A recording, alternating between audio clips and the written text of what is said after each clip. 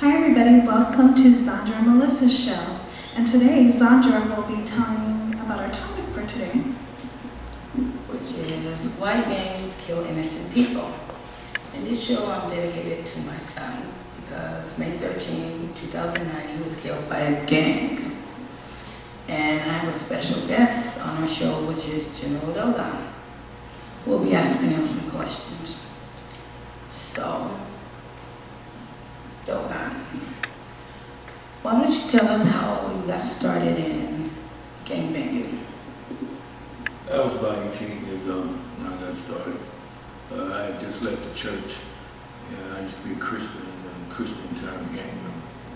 And I got into one of the Bloods gang. Started off as a foot soldier and went all the way up to one of the leaders. Okay, and what made you stop banging?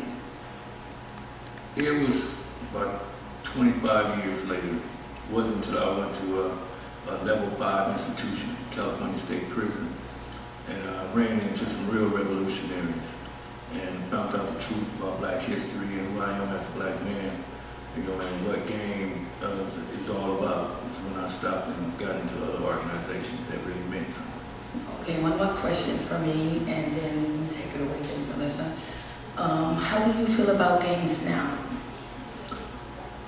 Well, gangs, they always serve a purpose in the neighborhood, but a lot of folks don't know the real meaning of being a gang member or enjoying a gang. A lot of youth today get into gangs for other reasons, but the real purpose of being a gang member was simply to patrol your community. And when your mother was out, doing her thing and you was gone, my job was to make sure nobody snatched your purse, make sure that nobody robbed the kids and stuff like that. But just like I say, gangs today have a distorted reality of what their roles and positions are in the community, which lead to a lot of self-inflicted violence on each other. A lot of people don't know that the real meaning of the word Crip is Community Revolutionary Independence Party. And the Crips started off as a community-based revolutionary party. It was a response to the annihilated Black Panthers that was in the community.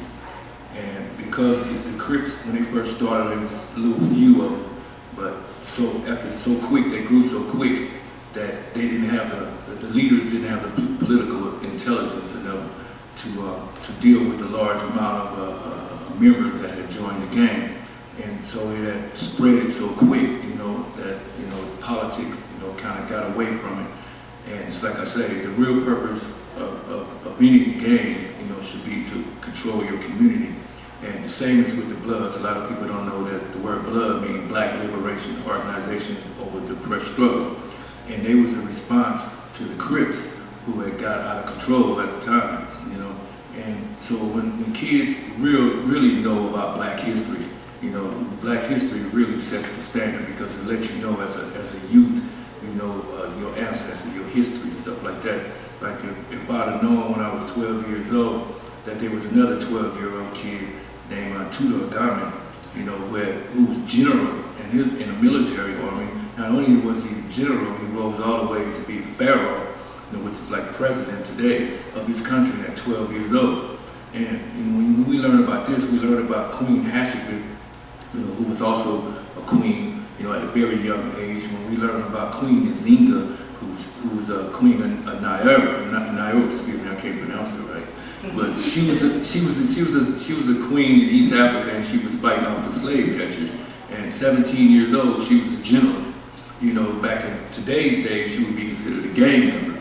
But when we start teaching kids real Black history, and then they wouldn't be so quick to go out there and take another life because they'll know the importance of life and the importance of history, and they'll learn about how all this genocide, gangster mentality even came about in our communities, and what it's really there for. I have a question for you in a minute. I think young teenagers whose gangbanging is reaching, they want attention. And they need a lot of love and attention, and parents nowadays don't have a lot of time for them. But I want to make a line where if they need to talk, they can always email me, which is Zhandra, Z as in andra510@yahoo.com. Email me, I'll be the one to talk to you. If any one of you teenagers out there need any help talking or need someone to listen, I'm there for you. And now, Melissa, how do you feel about gangs killing innocent people? Well, I know probably from perspective side of the family, I know it's very devastating that they killed their loved ones.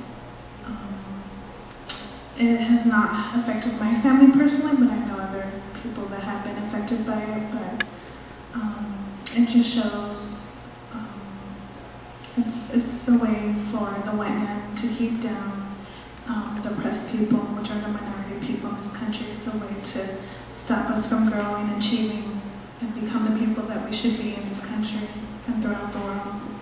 So it's a form of keeping us oppressed and killing each other. So, General Dolan, if we can form an organization to try to stop the teenagers from killing innocent people, do you have any suggestions? Well, there's already a lot of good organizations that are out there. You know, we just need to come out and get involved. You know, just like I say, education is one of the main tools that's going to be needed. And some of the education that changed me around. I mean, I'm looking at what changed me around. So if it worked for me, 9 times out of 10, it's going to work for the next youth. You know, and I'm straight up let you know it's Black history. Black history changes a person. Black history gives you an identity. Black history is going to give a person a purpose, you know, in this life. And without that, you know, understand me, when they took our history, when we came over here as slaves, they took our history, they took our names, they took our culture, they took our religion. So when they take these things, they got to replace it with something. So white supremacy is what was replaced with, you know. And so what we got to do is we got to re-educate ourselves. You know, and we're not going to get this education from the school system because the public school system throughout its existence have shown, you know what I mean, that they're not the real educators, they're the miseducators. The church, you know, we got a church on almost every block in the community, church and the liquor store. You know, and they got these churches there for folks to come and pray their problems away, and the liquor stores there where if you can't pray your problems away, then you can drink them away.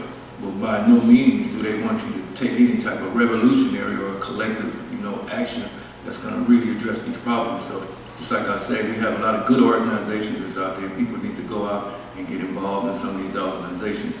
And once you learn who you is, you know, I mean, you're not going to go out and do the things that you do. Okay, Melissa. If I can, I know I can't stop a lot of them, but if I could try, would you guys be willing to help me? Yes, I would. I would love to help you in this struggle. You, General Dolan? Oh, for sure. I'm already out there already. You know what I'm saying? Every day I'm out there working, I'm talking to youth, I'm talking to the old folks. You know, you got, it's like, it's just not the youth problem too. We got some old fools out there too. You know what I'm saying? Because if you never was properly educated, you know what I'm saying, then you need to come home and get educated too, because it's a whole lot of work and a position for everybody to do. We just need to consolidate it and get involved and take some action. Well, you heard it. We're going to try. That's the only thing we can do. And this is dedicated to my son, Michael Moore. Rest in peace.